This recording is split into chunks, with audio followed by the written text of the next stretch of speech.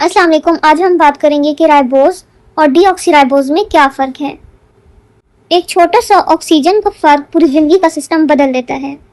ये image ribose और deoxyribose के बीच का डिफरेंस समझाती है, जो दोनों ही इम्पोर्टेंट शुगर्स हैं लेकिन उनका रोल अलग है। राइबोज का जो केमिकल फार्मूला होता है वो C5H12O5 होता है, जो कि आरएनए में मिलता है, जबकि जो डीऑक्सीराइबोज है उसका जो फार्मूला है वो C5H10O4 होता है, जो कि हमें डीएनए में मिलता है। ये दोनों स्ट्रक्चर ऑलमोस्ट सेम ही हैं, लेकिन इनमें डिफरेंस 2 कार्बन पर होता है।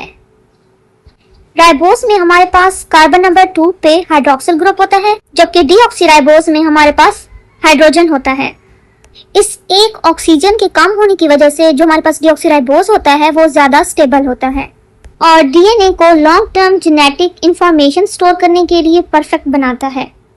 जबकि हमारे पास जो राइबोज है उसमें जो हाइड्रोक्सिल ग्रुप है वो आरएनए को ज्यादा रिएक्टिव और लेस स्टेबल बनाता है, जो उसके फंक्शन यानी कि प्रोटीन सिंथेसिस और रेगुलेशन के लिए यूजफुल है। सिंपल वर्ड्स में राइबोज आरएनए की बैकबोन बनाता है और फास्ट प्रोसेसेस में हेल्प करता है, जबकि जो डीऑक्सीराइबोज है वो डीएनए की बैकबोन बनकर जेनेटिक डेटा को सेफली स्टोर करता है। इसलिए कहते हैं स्मॉल चेंज बिग इम्पैक्ट, क्योंकि सिर्फ एक ऑक्सीजन मॉलिक्यूल की कमी या ज्यादा होने से लाइफ के फंडामेंटल प्रोसेस शेप होते हैं।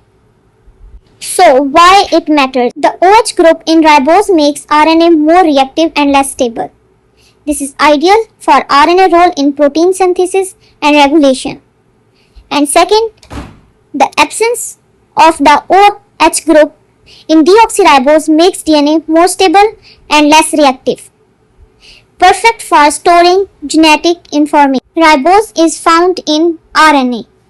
RNA is a single-stranded, and the second, deoxyribose, is found in DNA, and DNA is a double-stranded.